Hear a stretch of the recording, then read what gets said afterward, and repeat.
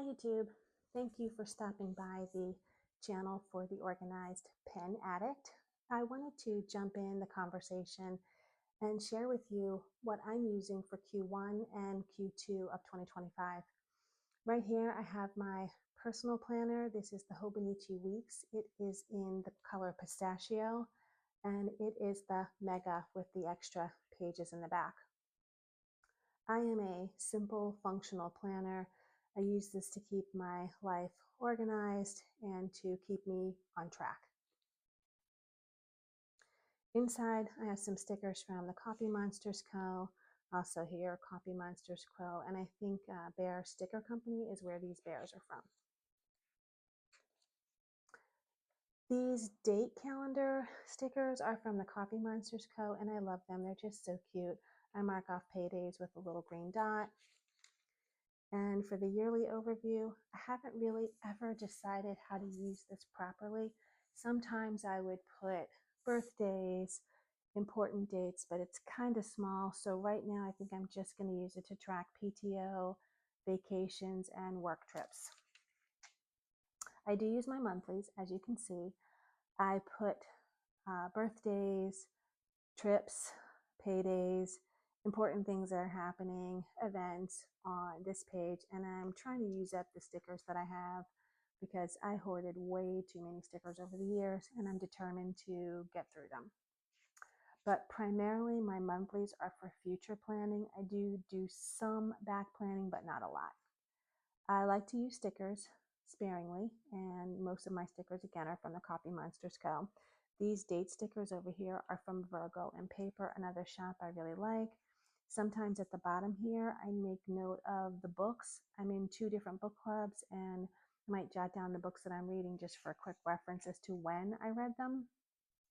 And this is how my monthlies look. This washi tape is for indicating a work trip. And this brings us to the current month, April. These tabs are from TheCoffeeMonsterzCo, and I use my weeklies very simply, but it works for me pretty efficiently. Along the left-hand side, I will mark appointments, big events that are happening for the day, or things that I absolutely need to get done on this particular day. In this section, I use this primarily for work, and I'll indicate things like days that I'm working from home, days that I'm in the office, if I'm not at work, if it's a sick day, if there's some evening event that's happening at work that's going to impact my personal life, I'll put that here. My intention in this section is to put meals so that I can remember when we had what, but I'm not the best at that. At the top here, I put a simple tracker of things that I want to focus on each week. These are the things that I want to get done this week, and sometimes I'll have a next week look ahead section down here. Just depends on how things are going. And this is how it looks for the first quarter. Some weeks like this one, I didn't plan at all. I had a funeral. I was preoccupied, so no planning happened that week. Very little planning happened this week, and very little tracking. This week I was away all week in Montana, so I have a nice little Bear Montana sticker. And here's how it's been going so far.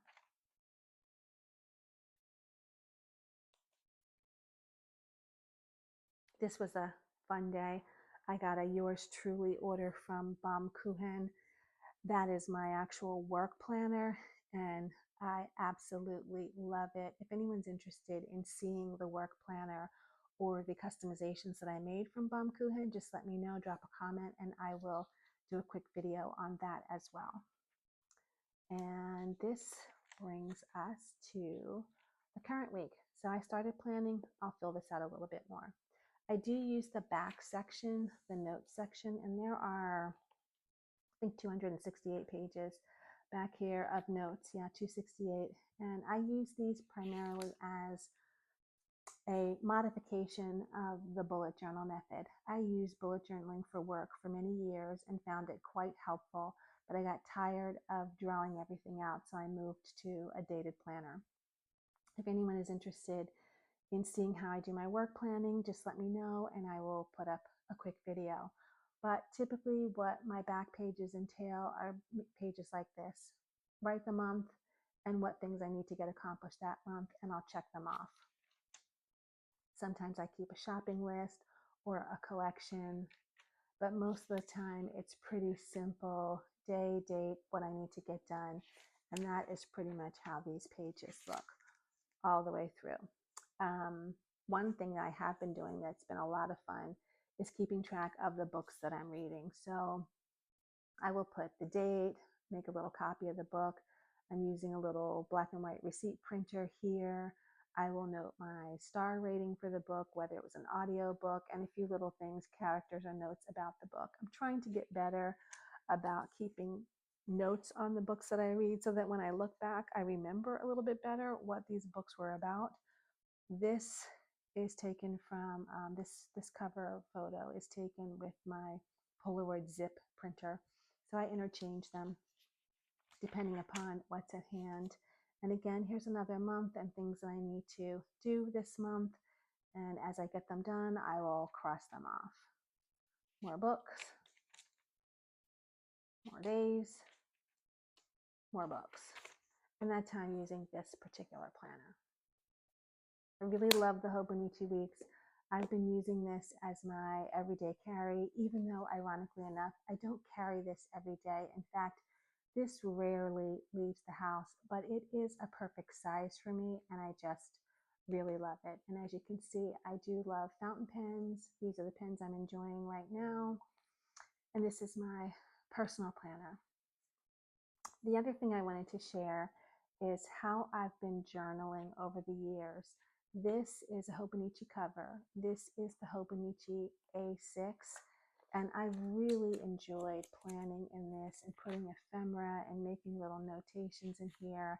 This was a great, this has been a great experience for journaling a few thoughts a day, every day. And this was really easy for me to keep up with.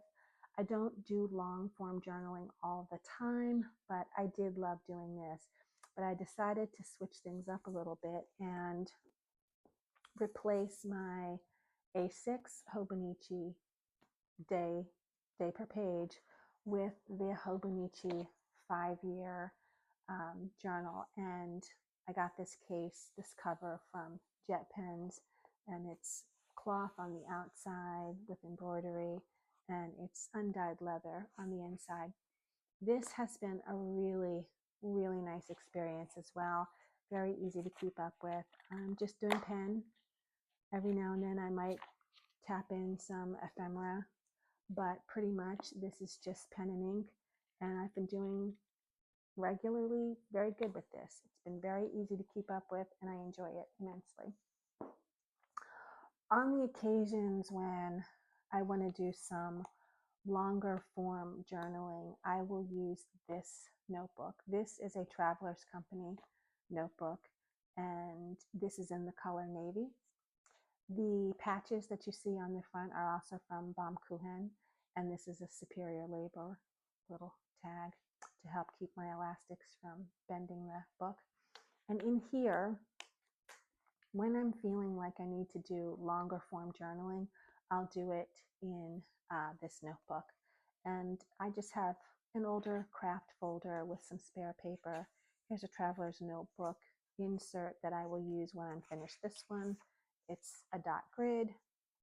This one is in a cover, I think this is cover, clear covers by Lauren Phelps Designs. And the insert is Penguin Paper Co. And they give you quite a lot of paper. It's unnumbered, it's not numbered, and it's grid, but the paper's pretty nice. And in here, I just do long form journaling, pen and paper, just pen to paper. Every now and then I'll put a picture inside, but this is pretty much just for longer form journaling. And this little notebook back here is just going to be for random. It is a dot grid. I don't even know who this is from. I've had it in my stash for a while, but this will just be for random ideas, maybe future YouTube video ideas. And I have a pencil board here for stability. And that is how I use this particular notebook. Don't use this every day, but I pick it up once a week, maybe twice a week. And lastly, this is my faith notebook. And what I use this for is sermon notes, scriptural studies, devotionals. And I just put whatever I use this for, whatever interests me regarding my spiritual journey. I got this cover from Eternal Leather Goods. These patches, got all these patches from eBay. If anybody is interested in where I got these patches from, just leave me a note in the comments and I will write you back. And inside here, the notebook that I'm using is a sterling ink. I think this is her smaller or half-year notebook, 250 some odd pages or 260 pages in here. And I just use this purely for spiritual studies. I made myself a little guide for the books of the Bible. When I read them, I highlight them, and this will help me keep track for when I've actually completed it. So I started this sometime last year, and I'd like to get all the way through, thoroughly through every book of the Bible. And in here, I use these pages for prayers, for sermon notes, topics that I'm interested in that have to do with the scriptures. So that's what I use this notebook for. I have this pencil board that I keep in here. I do like the grid paper. It's very fountain pen friendly. I enjoy sterling ink quite a bit. And this notebook is actually a Traveler's Company notebook that I did not want to waste. It's undated, and the format is dates along the side and days of the week rather along the side, and it's undated. So I just put washi tape over here, and I just put topics at the top, or devotions, or different scriptures that stick out to me. Sometimes it's the verse of the day, and I'll write a little bit about what that means to me.